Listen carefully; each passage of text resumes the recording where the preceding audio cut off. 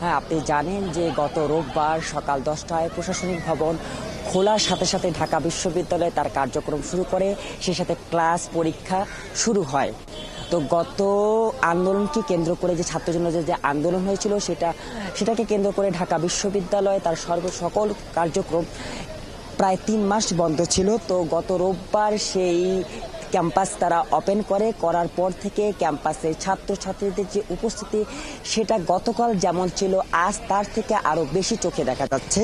সেই সাথে ক্যাম্পাসের এরিয়া, বিশ্ববিদ্যালয়ের পাবলিক লাইব্রেরি, হাকিম চত্বর, টিএসসি, কার্জন হল, মধুর ক্যান্টিন, শ্যাডো, বটতলা সকল জায়গাতে ছাত্রছাত্রীর উপস্থিতি চোখে পড়ার মতো। আসলে আরেকটা বিষয় জানিয়ে রাখি যে যেহেতু গতকাল রবিবার সকাল 10টায় ঢাকা বিশ্ববিদ্যালয় তার কার্যক্রম শুরু করে, ঢাকার বাইরের যে স্টুডেন্টগুলো ছিল, ছাত্রছাত্রীরা ছিল, তারা হয়তো ঢাকার পথে আসছে এবং আশা করা যাচ্ছে যে আরও কয়েকদিন পরে গেলেও ঢাকার বাইরের ছাত্ররা তাদের হলে প্রবেশ করবে। হলে প্রবেশ করার সাথে সাথে তারা তাদের ক্লাস এবং নিয়মিত বিশ্ববিদ্যালয়ের কার্যক্রমের সাথে যুক্ত হবে।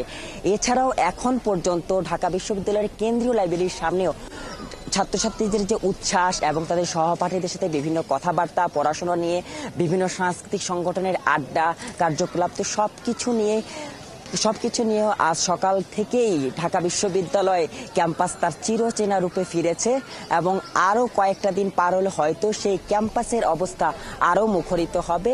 তো ঢাকা বিশ্ববিদ্যালয়ের পাবলিক লাইব্রেরি এবং হাকিম চত্বরের মাঝামাঝি স্থান থেকে এই ছিল সর্বশেষ।